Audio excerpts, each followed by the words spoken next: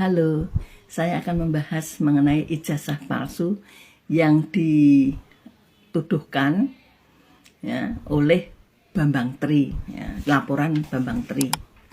Jadi begini, Bambang Tri itu seseorang yang lahir di Blora 4 Mei 1971. Jadi begini, ketika SD, sebab ada banyak kejanggalan menurut saya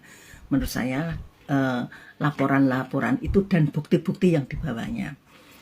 Jadi tidak perlu gurunya, saya tidak akan membawa guru-gurunya. Jadi kronologinya saja. Jadi di tahun itu, tahun 73 di mana Jokowi itu lulus, itu ijazahnya yang dibawa ke pengadilan kok mendatar.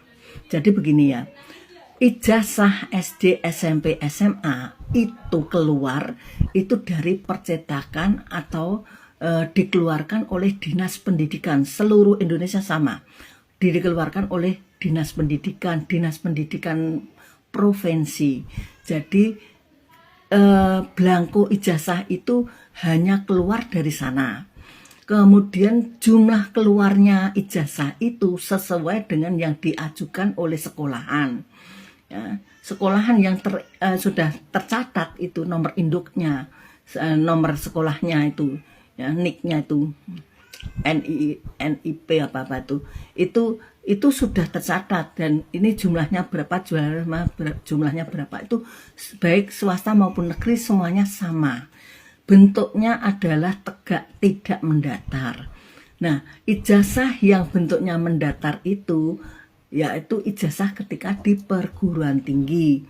Jadi ketika SD, SMP, SMA, ijazah dalam bentuknya itu adalah tegak. Isi di dalam ijazah itu hanya angka dan huruf, itu saja, tidak ada ABC-nya. Tetapi kalau di perguruan tinggi itu tidak ada huruf maupun tidak ada angka maupun huruf di perguruan tinggi, dan di transkrip itu ada angka dan ada nilai AB-nya. Tapi ijazahnya itu tidak ada tulisannya, kan seperti itu. Jadi kejanggalan itu ada di situ menurut saya. Terus dari sisi orang tua, Jokowi dari keluarga biasa, tukang kayu di masa itu, kepandaiannya bagaimana, tingkat kemampuannya bagaimana, itu di masa itu yang namanya tukang kayu itu sudah bisa kita grade itu kemampuannya bagaimana. Nah, terus kalau dia sampai memalsu ijazah, ini berarti kemampuannya sangat tinggi. Kalau toh dia membeli ijazah, siapa yang akan percaya dengan dia? Dia membeli ijazahnya siapa? Dirunut dulu. Siapa yang Joko Waluyo itu keluarga apa? Keluarganya itu keluarga apa? Misalkan tingkat sosialnya bagaimana, kehidupan sosialnya bagaimana, apakah lebih tinggi dari Jokowi atau lebih rendah? Oh, itu adik iparnya, adik ipar malah jauh lagi ya itu tidak tahu saya. Jadi itu sangat sangat janggal. Terus dari dua itu, kemudian ketika SMA ada dua peristiwa di SMA. Yaitu SMA itu ada peristiwa pemerintah itu membuat program bahwa yang masuk SMA itu nanti dipecah menjadi dua, menjadi SMA dan SMPPP. Programnya demikian. SMPP itu untuk memenuhi kebutuhan yaitu tentang, kalau di tempat saya pertanian. Jadi yang titik beratnya itu nanti ke arah pertanian. Sehingga di tempat saya itu jika anak IPS maka dia nanti lulusannya tetap SMA, tetapi yang SMPP itu anak yang masuk ke SMPP itu adalah anak-anak IPA. Seperti itu. Jadi ijazahnya seperti itu.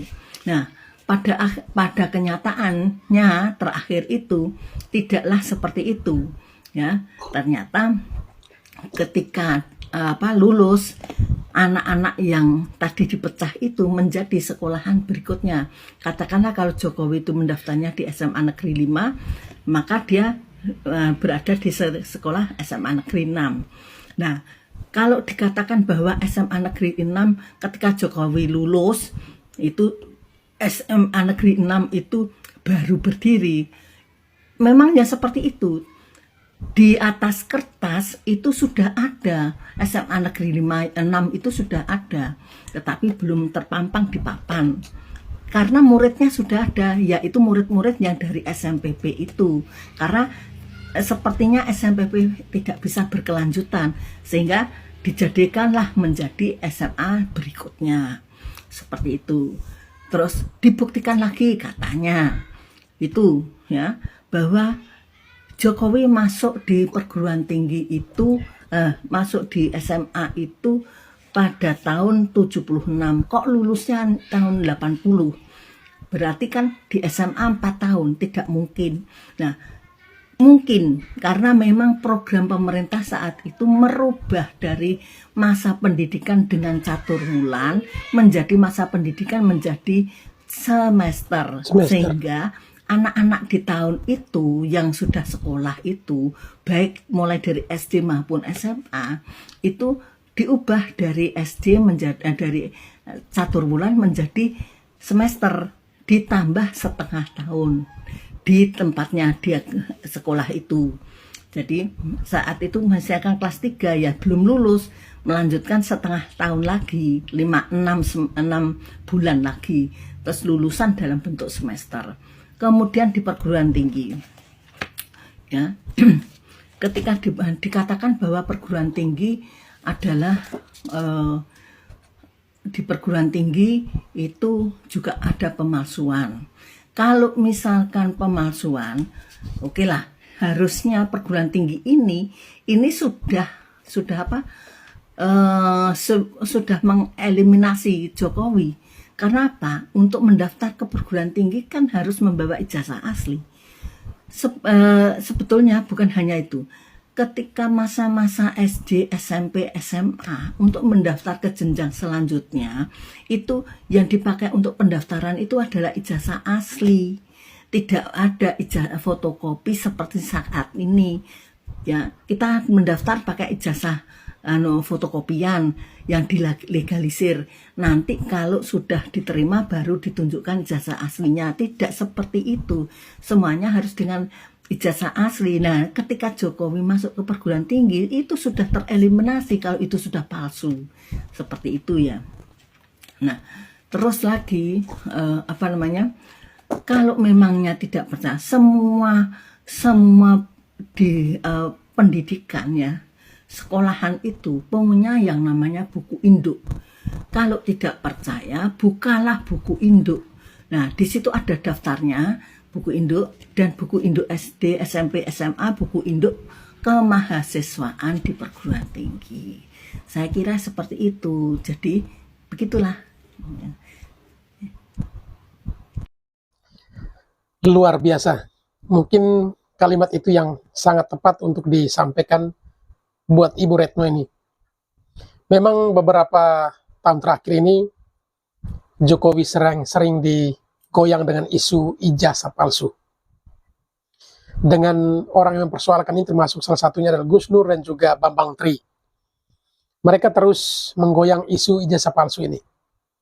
Tetapi setelah mendengarkan penjelasan dari Ibu Retno ini, kita jadi paham bagaimana situasi kala itu dengan kondisi Jokowi saat itu seperti apa, kehidupan ekonominya seperti apa, yang mampu memalsukan ijazah saat itu. Dan waktu itu proses untuk pembuatan ijazah pun dengan tahapan seperti yang dijelaskan tadi. Sehingga kalau kita perhatikan dengan posisi Pak Jokowi kala itu dengan kondisi ekonomi keluarga seperti itu, dan juga prosesnya seperti yang diurutkan tadi, sangat tidak mungkin proses pemalsuan ijazah itu dapat berjalan. Dan pernyataan penjelasan Ibu tadi sangat jelimet dan sangat beraturan, berurutan betul. Sehingga kita bisa mengikuti dan juga kita bisa paham kenapa bisa jadi A karena B seperti ini. Kenapa di masa SMA-nya Jokowi sepertinya 4 tahun baru lulus, itu pun sudah dijelaskan.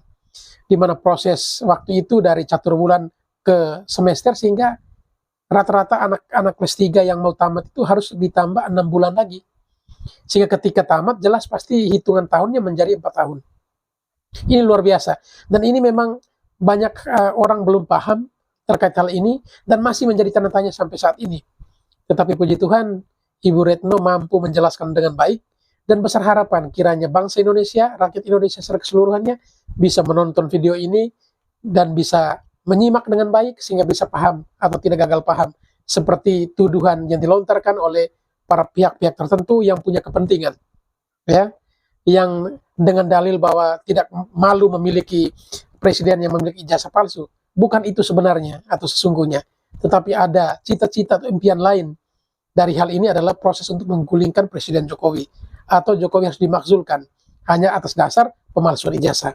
Tapi puji Tuhan, ya, sampai saat ini Pak Jokowi masih diberikan kesempatan oleh Tuhan untuk bisa memimpin bangsa ini. Dan sesuatu yang benar akan tetap benar, dan sesuatu yang benar pasti menang.